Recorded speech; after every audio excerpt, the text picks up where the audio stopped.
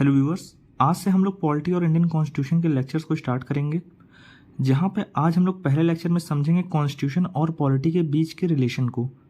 हम ये समझने की कोशिश करेंगे क्यों पॉलिटी को कॉन्स्टिट्यूशन से अलग बताया जाता है, क्यों जब भी कोई स्टूडेंट यूपीएससी का होता है या कोई वन डे एग्जाम का होता है, क्यों उसे कहा जाता है कि आप कॉन्स्टिट्यूशन नहीं पढ़ रहे हैं, आप एक पॉलिटी पढ़ रहे हैं, आपके सिलेबस का हिस्सा है पॉलिटी। बट जब भी कोई लॉ का स्टूडेंट पढ़ता है तो उसे बताया जाता है कि आप जो है कॉन्स्टिट्यूशनल लॉ पढ़ रहे हैं।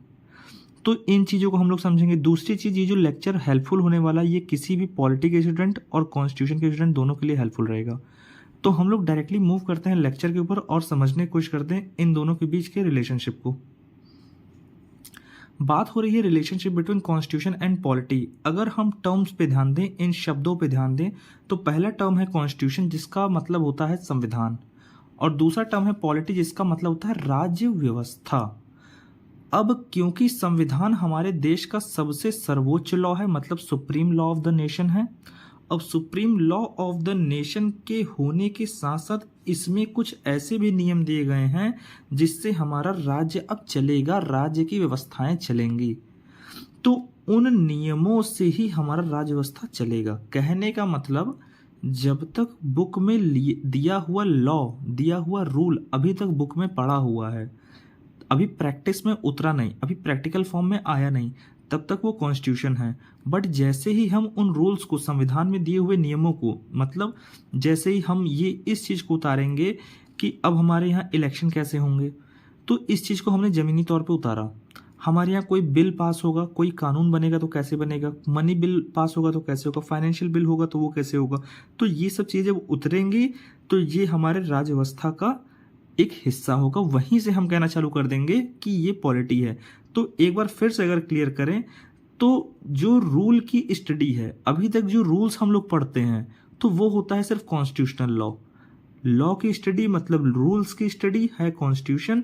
बट जैसे ही वो रूल्स इन एक्शन या इन प्रैक्टिस आ जाते हैं, इन प्रैक्टिकल फॉर्म में उतार दिए जाते हैं, तो वो हो जाता है सीधा सीधा पॉलिटी। अब इसको कुछ एग्जाम्पल के थ्रू भी समझते हैं। जैसे हम लोगों ने बात की कि हम लोग समझ रहे हैं इंडियन पॉलिटी के हिस्से को। अब पॉलिटी की जब हम लोग बात करते हैं तो पॉलिटी का मतलब क्या? पॉलिटी का मतलब राज्य व्यवस्था। अब राज्य व्यवस्था से क्या मतलब है? हमारा राज्य कैसे चलेगा? हमारा राज्य चलना कैसे है? एक पॉलिटिकल सिस्टम से। तो पॉलिटिकल सिस्टम क्या है? एक तंत्र है जिसे हम लोग कह रहे हैं राजनीतिक तंत्र। मतलब हमारी पॉलिटी अब चले कैसे? एक राजनीतिक तंत्र से। अब ये राजनीतिक तंत्र कहाँ से आ रहा है? ये राजनीतिक तंत्र की जो उत्पत्ति हो रही है, इसको उत्पन्न कर रहा है हमारा संविधान। ठीक है, कॉन्स्टिट्यूशन। बिना रूल के ये उत्पन्न नहीं होगा। पॉलिटिकल सिस्टम हर देश का होता है, बट वो पॉलिटिकल सिस्टम किन्हीं रूल्स के अकॉर्डिंग ही आता है। मतलब अगर हम बात करें तो हमारे पॉलिटिकल सिस्टम पे हमने शिखर पे किसको बैठा रखा है? हमने शिखर बैठा रखा है गवर्नमेंट को। अब गवर्नमेंट भी जो वर्क करेगी वो कॉन्स्टिट्यूशन के अकॉर्डिंग करेगी। ठीक है, तो कॉन्स्टिट्यूशन में दिए हुए नियमों के अकॉर्डिंग ही हमारी गवर्नमेंट रन कर रही है। मतलब जैसे ही कॉन्स्टिट्यूशन के रूल उतरे अब गवर्नमेंटल फॉर्म में, हमारे पॉलिटिकल सिस्टम को रन कराने के लिए उतरे, वैसे ही वो हो गया हिस्सा पॉलिटी का। जैसे हमारी गवर्नमेंट कितने पिलर में? 3 पिलर में डिवाइडेड है। कहा जाता है कि लेजिस्लेचर, एग्जीक्यूटिव और जुडिशरी। मतलब विधायिका, कार्यपालिका और न्यायपालिका। जो रूल मेकिंग पावर है वो लेजिस्लेचर के पास है। अब ये रूल कैसे होंगे, कैसे बनाए जाएंगे, ये दिया किस में है? कॉन्स्टिट्यूशन में। बट जैसे ही इन प्रैक्टिकल उतरेंगे, इन प्रैक्टिस है, इन एक्शन में हम उनको लाएंगे, गवर्नमेंट बनी, गवर्नमेंट के 3 पिलर डिवाइड होगा। ये डिवीजन आ कहाँ से रहा है? जब भी आप इनके अलग अलग अनुच्छेद देखेंगे तो उन अलग अलग अनुच्छेद से हमें पता चल रहा है कि यार हमारे यहाँ एक लेजिस्लेचर होगा जो रूल बनाएगी। हमारे यहाँ ये व्यवस्था नहीं दी गई कि एग्जीक्यूटिव रूल बनाएगा। उसके लिए भी कुछ प्रोविजन है, बट हम एक जनरल सेंस में समझते हुए भी चल रहे हैं। तो एक लेजिस्लेचर होगा जो रूल बनाने की पावर रखेगा। ऐसा नहीं कि एग्जीक्यूटिव बनाएगा। एग्जीक्यूटिव के कुछ अलग वर्क दे रखा है तो एग्जीक्यूटिव को अलग कर दिया। जुडिशरी के कुछ अलग वर्क दे दिया कि जुडिशरी का काम है डिसीजन देना और चेक एंड बैलेंस करना। ठीक है, तो ये चीज मेंटेन करेंगे। अब ये रूल कहाँ कहाँ होंगे ये भी कॉन्स्टिट्यूशन में दिया है।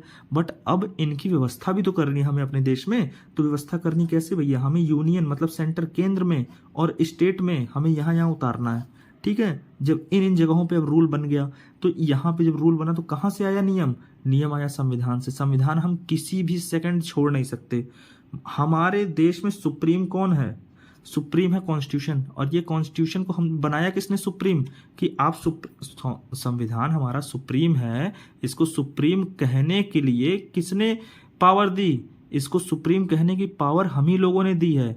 संविधान किसके लिए लॉ बना सकता है? हम लोगों के लिए बना सकता है। अब ये अधिकार संविधान को किसने दिया कि भैया हमारे लिए तुम लॉ बनाओ? ये संविधान को अधिकार भी तो हम ही लोग ने दिया। तो ये सारी चीजें जो रूल मेकिंग पावर आ रही है संविधान से निकल के, ये हम ही लोगों ने दे रखी है। तो संविधान से भी ऊपर एक समय पे कौन थे? वी द पीपल थे। वी द पीपल थे सबसे ऊपर। इसीलिए कहा जाता है सॉवरेन, मतलब संप्रभुता जो है, मेन जो पावर जो है वो लोगों में है, वी द पीपल में। हम भारत के लोगों ने, हमने सारे अधिकार इनको दे दिए कॉन्स्टिट्यूशन को कि भैया अब आप हमारे कर्ता धर्ता, आप हमें संभालिए। तो रूल तो बना दिया हमने। अब इन रूल को ही हमने मान लिया भगवान अपने देश का। इन्हीं से अब सब कुछ चलेगा। अब इन्हीं से हमारा पॉलिटिकल सिस्टम एक बनेगा। पॉलिटिकल सिस्टम में हमारी एक गवर्नमेंट आएगी। गवर्नमेंट में कुछ लेजिस्लेचर जो रूल बनेंगे।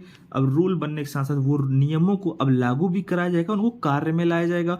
कार्य में लाने की जिम्मेदारी होती कार्यपालिका की, एग्जीक्यूटिव की। कहाँ कहाँ आएंगे?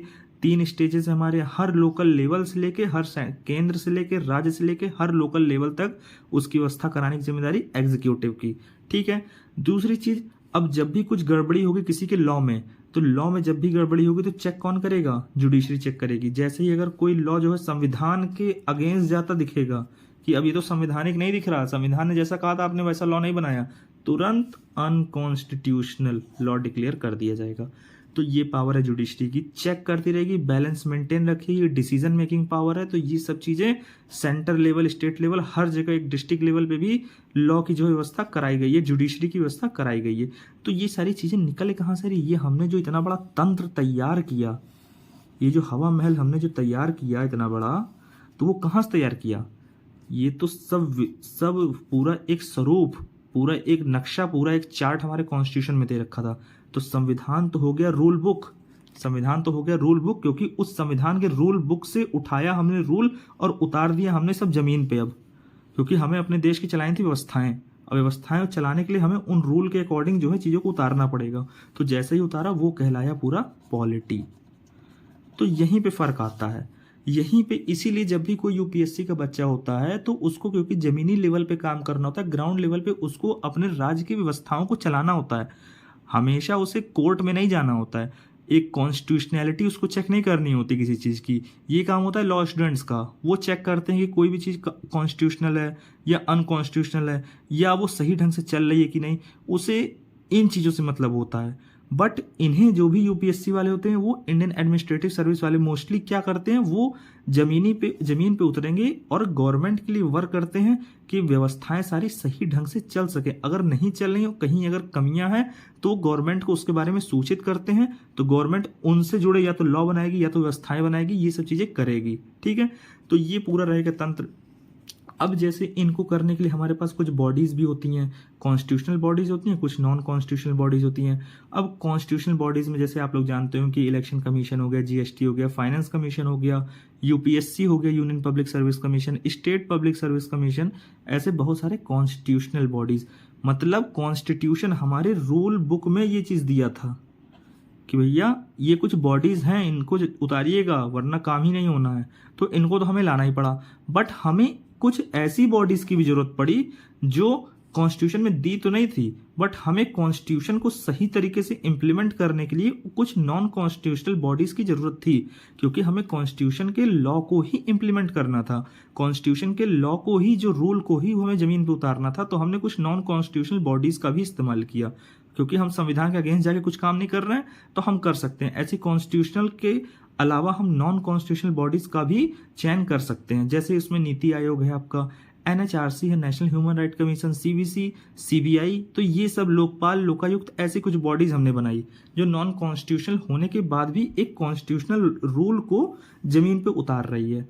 तो ये सारी चीज, अब इसको हम एक दूसरे एग्जाम्पल समझते हैं तो आपको और क्लैरिटी आएगी। जैसे जब भी हम बात करते हैं कि अभी तक एक लॉ बना वुमेन के बेटरमेंट के लिए। जब भी हम बात करें कॉन्स्टिट्यूशन में कहाँ प्रोविजन मेनली हमें दिखता है, डीपीएसपी में।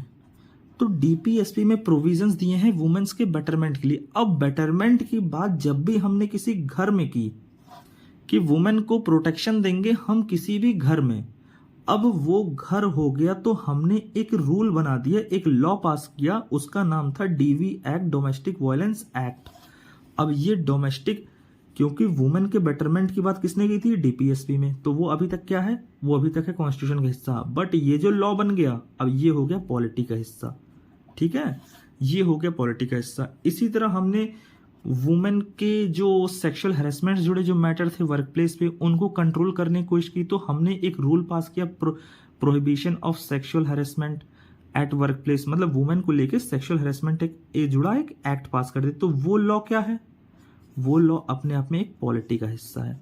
मेन निकल कहाँ से आ रहा है, कॉन्स्टिट्यूशनैलिटी कहाँ से मिल रही है, यहाँ से, क्योंकि भाई इन दोनों चीज में कहीं ना कहीं आर्टिकल 21 भी जुड़ा है, राइट टू लाइफ। तो राइट टू लाइफ में डिग्निफाइड लाइफ भी है। तो ये हर चीज कहीं ना कहीं से कॉन्स्टिट्यूशन से जुड़ा है।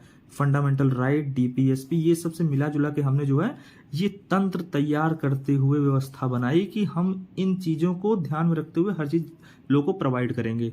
मेन क्या है, अब ये तंत्र हम बनाएंगे किसके लिए, अपने लोगों के लिए तो बनाएंगे। व्यवस्थाएं क्यों कर रहे हैं कि हमारे लोगों के लिए, लोगों के साथ साथ हमारे देश का भी हित हो सके, तो इन चीजों के लिए तो हमें व्यवस्था करनी है। तो ये जो लॉ का फॉर्मेशन हुआ ये हो गया हमारा पॉलिटी का हिस्सा। तो मोस्टली जो एक अंतर जो निकल के आ रहा है कि एक तरफ है रूल, तो कॉन्स्टिट्यूशन होगा रूल, और जब इन एक्शन आएंगे, इन प्रैक्टिस आएंगे, इन प्रैक्टिकल फॉर्म में आ जाएंगे, तो वो हो जाएगा हमारा पॉलिटी का हिस्सा। हम किसी भी समय पॉलिटी को कॉन्स्टिट्यूशन के अगेंस्ट जाके यूज नहीं कर सकते। हमेशा पॉलिटी जो है कॉन्स्टिट्यूशनल दायरे में, हमेशा संवैधानिक दायरे में रह के ही चलेगी, असंवैधानिक तरीके से। हम प्रेसिडेंट का चुनाव जो है कॉन्स्टिट्यूशन के अलग जाके नहीं कर सकते। हम प्राइम मिनिस्टर का चुनाव जो है किसी भी अलग तरीके से जाके नहीं कर सकते जो कि बजाय संविधान ने कहीं और दिया हो, ठीक है। हम संवैधानिक तरीके से ही एमपी भी चुनेंगे, हम संवैधानिक तरह से कोई भी बॉडी बनाएंगे, कोई भी इंस्टीट्यूशन बनाएंगे, कोई भी स्कूल बनेगा तो वो भी संवैधानिक दायरे में होगा, कोई भी कॉलेज, कोई भी यूनिवर्सिटी, कोई भी पोस्ट होगी तो वो भी हमेशा संविधान के अकॉर्डिंग ही होगी। तो ओवरऑल यही सारी चीजें रहेंगी इस लेक्चर में। अब जो आगे के लेक्चर्स आएंगे उनको हम लोग कवर करते रहेंगे। आज के लिए सिर्फ इतना ही।